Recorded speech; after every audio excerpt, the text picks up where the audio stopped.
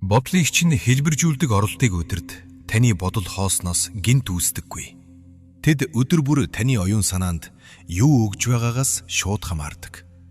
Бие тань юу иддгээрээ бүрэгддэг шиг оюун санаа тань юу хэрэгэлдгээрээ бүрэгддэг. Өөрөөсөө асуу. Та оюун санаандаа юу оруулж байна вэ? Ямар төрлийн контент үзэж байна вэ? Ямар яриа, ямар сэдвийн дунд байна вэ? Ямар хүмүүстэй өөрийгөө хүрээлүүлж байна вэ? Утсаа гүйлэхдээ юу харж байна вэ? Та анзаардагч вэ, анзаардаггүйч вэ? Таны хэрэгжилж буй бүх зүйл тархийг тань програмчилж байдаг. Хэрв та үргэлж хэрүүл, сөрөг зүйл, эмх замбраагүй байдал үзэж байдаг бол бодол тань түгшүүртэй, хүнд байх нь тайхах зүйл биш. Хэрв та үргэлж гомддог, шүүмжилдэг, айц тараадаг хүмүүсийн дунд байдаг бол өөртөө итгэх итгэл тань суларч эхлэхэд бүү гайхаарай. Таны оюун ухаан орчноо тусгаж байдаг. Тиймээс та зориуд, ухамсартайгаар орчноо бүрдүүлэх хэрэгтэй. Биеийн орчин, дижитал орчин, сэтгэл зүйн орчин. Тэр орчин нь таны сэтгцийн эрүүл мэндийг дэмждэг байх ёстой, сүйтгэдэг биш. Эхлээд сошиал орчноо үнэлж эхэл. Чиний дагдаг хуудсууд, аккаунтууд чамайг урамшуулж байна уу, эсвэл шавхаж байна уу? Тэд чамд шүүн тунгааж бодох, гүнээсээ хайрлах, тасрагдгүй өсөж хөгжихийг зааж байна уу? Эсвэл өөрийгөө бусадтай харьцуулах, амьдралаа үзен ядах, өөрийн үн цэнийг эргэлзэхэд хүргэж байна уу? Чамайг бүтээдэггүй, өсгдөггүй бүхнийг unfollow хий. Бусдын үзэл бодлоос хоцрохгүй байхаас илүү чиний амар тайван байдал чухал. Дараа нь эргэн тойрныхоо хүмүүсийг хар. Зарим хүмүүс чамд ам өгдөг, зарим нь эргэлзээ, сөрөг бодлын үр тарьдаг. Хэрв хэн нэгэн чамайг байнга жижиг, дутуу, найдваргүй мэт мэдрүүлдэг бол тэр хүн чамайг идэрхэд тусалж байгаа юм биш. Заримдаа амар тайвнаа хамгаалахын тулд хүмүүсийг зайнаас хайрлах хэрэг гардаг. Одоо юуг хасах вэ гэдэг дээр биш, юуг нэмэх вэ гэдэг дээр анхаарлаа хандуул.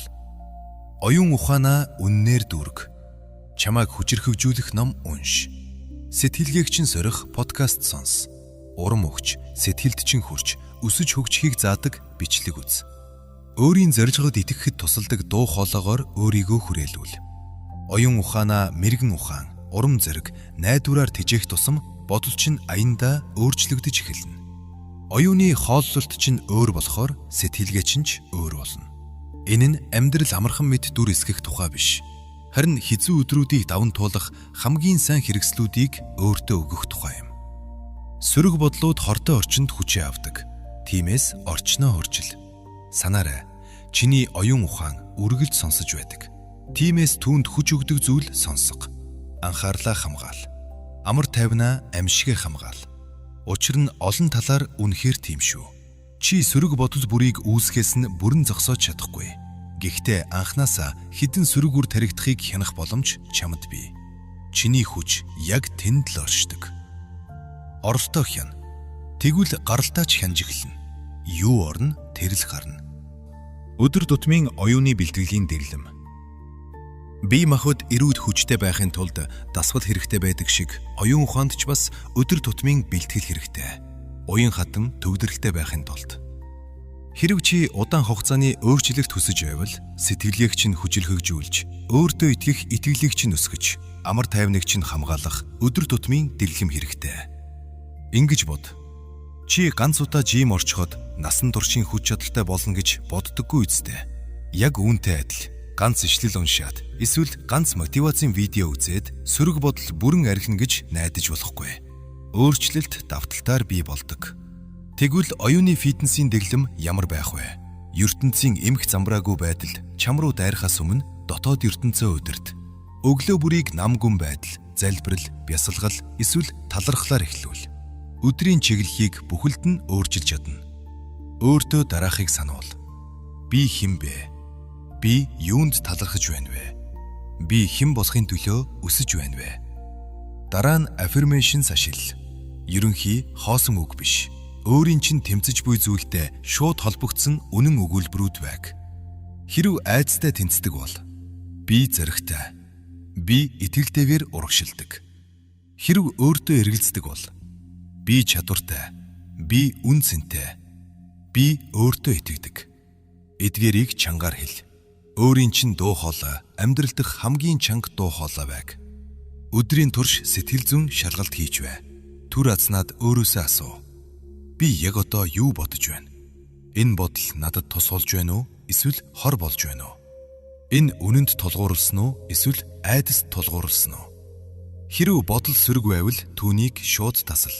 Хяналтгүй урсгаад бүү явуул. Чиглэлийг нь өөрчил. Үнэн рүү нь буцаа.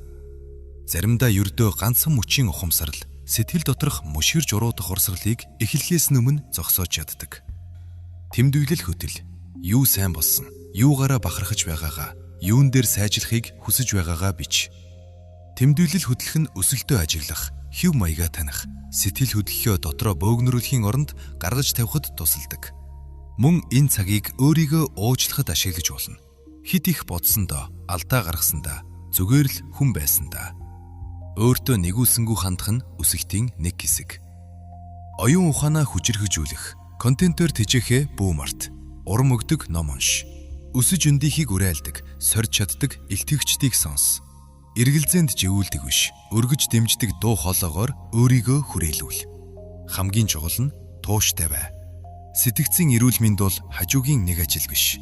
Энэ бол чиний хийдэг бүх зүйлийн суурь юм. Оюуны хүчээ хөгжүүлэхэд хэдий чинээ тууштай байна. Төдий чинээ сөрөг бодлууд үндэс суухаас өмнө таньж сольж чаддаг болно. Оюун санаан дахь тулаанд ингэж л ялдаг. Сөрөг бодлыг даван туулах хамгийн хүчтэй хэрэгслүүдийн нэг бол mindfulness.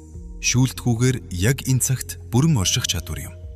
Энэ энгийн мэд сонсогдно. Гэхдээ өнгөрснөөр чамайг татаж ирээдүрөө байнга түлхдэг өнөөдрийн ертөнцид одоо цагт үлдэн гэдэг нь үнэндээ ховсголтой тэнцэх сонголт. Ихэнх сөрөг бодол хоёр л үндсээс ургана.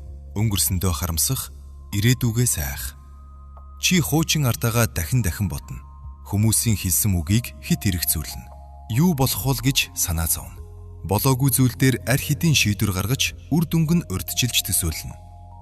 Амар тайван одоо цагт л оршдог. Энд л эдгэрэг явагддаг. Бодол ба бие хоёрын хооронд зай гаргах. Чи удааширч, бодлоо шүүлтгүй ажиглаж эхлэх мөчид өөрийн чинь мөн чанар болон оюун санааны үүмэ хоёрын хооронд зай үүснэ. Тэр зай дотор чи хяналтаа олдог. Автомат хариу үйлдэл биш, ухамсартай хариулт. Өдөр бүрийн жижиг дадал. Өглөөг амьсгалаар эхэл. Утсаа шууд бүү ав. Ажлын жагсаалт руугаа бүү үсэр. Амьсгал орж гарч байгааг мэдэр. Уушгыг тэлж агшиж байгааг ажил. Иргэн тойрныхоо чимээг сонс. Бие энд авчир. Сөрөг бодол орж ирэхэд хийх 3 алхам. Сөрөг бодол орж ирэхэд түүнтэй тэмцэх шаардлагагүй. Дарах гэж оролдох тусам улам хүчтэй болдог.